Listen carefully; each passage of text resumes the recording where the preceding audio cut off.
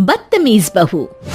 सभ्यता से भरपूर शास्त्री परिवार की इकलौती बेटी मोहिनी को बचपन में ही पढ़ाई के लिए विदेश भेज देते हैं, जहां से वो सालों बाद ग्रेजुएशन पूरी करके इंडिया वापस आती है, जो अब संस्कार, सभ्यता, संस्कृति जैसी चीजों से कोसों दूर होती है।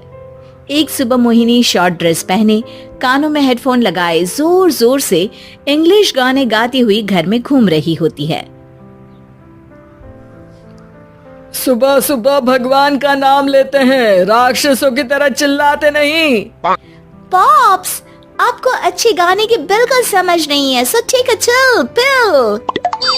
अरे मोहिनी, पापा से ऐसे बात करते हैं क्या? सारी तमीज भूल गई हो। ओह मॉम प्लीज, इतनी बड़ी भी कोई बात नहीं हुई, सो डोंट ओवर रिएक्ट। ऐसे ही दिन बीतते हैं जिसमें मोहिनी के तौर तरीके, रहने और बात करने का ढंग उसकी मम्मी पापा को परेशान करने लगता है। भला कोई मानेगा कि ये मेरी बेटी है? रीति रिवाज और संस्कारों से तो इसका दूर दूर तक कोई नाता नहीं, और अब तो लगता भी नहीं कि कभी होगा। अरे ऐसे कैसे नहीं होगा? लड़कियां सारे नखरे अपने माँ बाप को ही दिखाती है। ससुराल जाकर उन्हें सब कुछ करना भी पड़ता है और मानना भी। पत्नी की बात शास्त्री जी समझ जाते हैं और कुछ ही दिनों में अपने से भी ज्यादा धार्मिक परिवार में निखिल के साथ मोहिनी का रिश्ता पक्का कर देते हैं। रिश्ता तो पक्का कर दिया, पर यहाँ मोहिनी को कैसे मनाएंगे? शादी ब्याह के मामले में आटे में नमक जितना झूठ तो चलता है जी।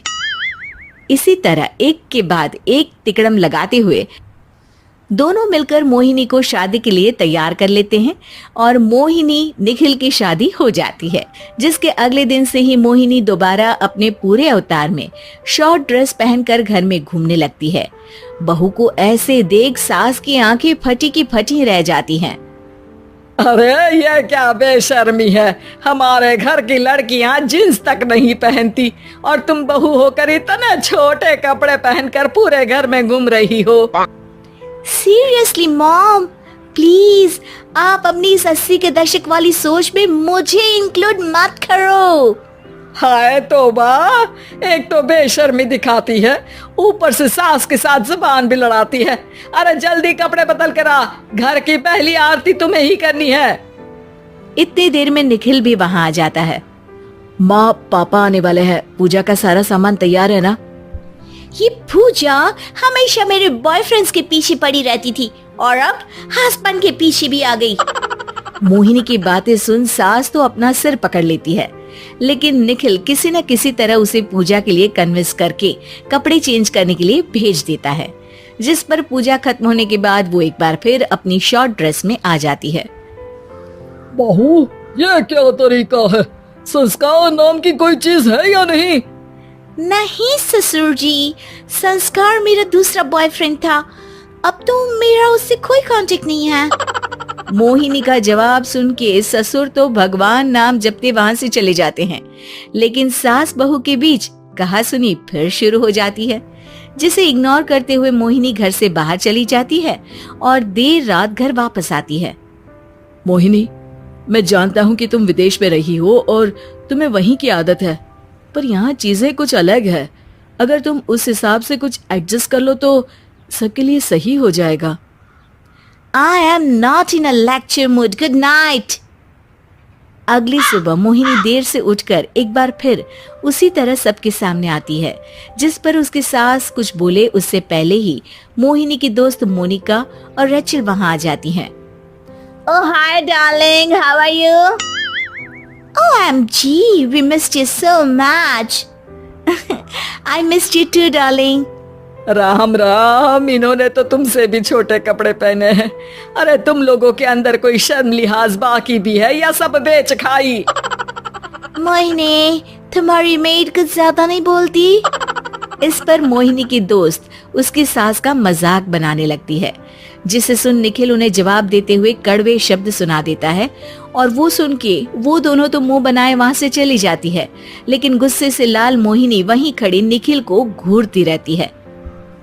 घूर क्या रही हो? तुमसे शादी की ये सोचकर कि विदेश में पढ़ी लिखी हो, घर में कोई पॉजिटिव चेंज लाओगी, अपनी करियर के लिए एम्बिशियस होगी, पर अपने इस बिहेवियर से उस पढ़ाई के साथ साथ अपने मम्मी पापा के नाम को भी डुबो रही हो। अगर तुम्हें ऐसे ही हाल रखना है तो यहाँ रहने की कोई जरूरत नहीं है।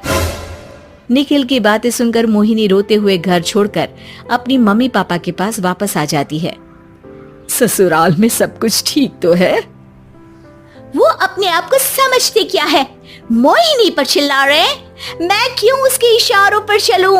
मैं अपनी लाइफ अपने तरीके से जीना चाहती हूँ और वो ना आप लोगों को मंजूर था और ना ही उन्हें है। तुम यहाँ नहीं रह सकती। अपने पापा की बात सुन के मोहिनी हैरान रह जाती है। हाँ, तुमने बिल्कुल सही सुना। अगर तुम्हें अपने इस घमंड, बेशर्मी और बदतमीजी में ही जीना है तो तुम यहाँ भी नहीं रह सकती। बेटी, मैं मानता हूँ हमारे यहाँ रीति रिवाज बहुत मायने रखते हैं और हमने उन्हीं के ओवरडोज से बचाने के लिए तुम्हें विदेश भेजा था। एक लड़की जो शादी करके घर और बच्चे संभालती है, उससे तुम अपने आप को ज्यादा समझ सको इसके लिए भेजा था। तुम उससे ज्यादा समझो और बनो, पर तुम तो किसी दूसरी ही ट्रेन में चढ़ गई बेटा। उसके मम्मी पापा बहुत देर तक मोहिनी को सारी बातें समझाते हैं, जिन्हें सुनकर मोहिनी को अपनी गलती का एहसास होता है।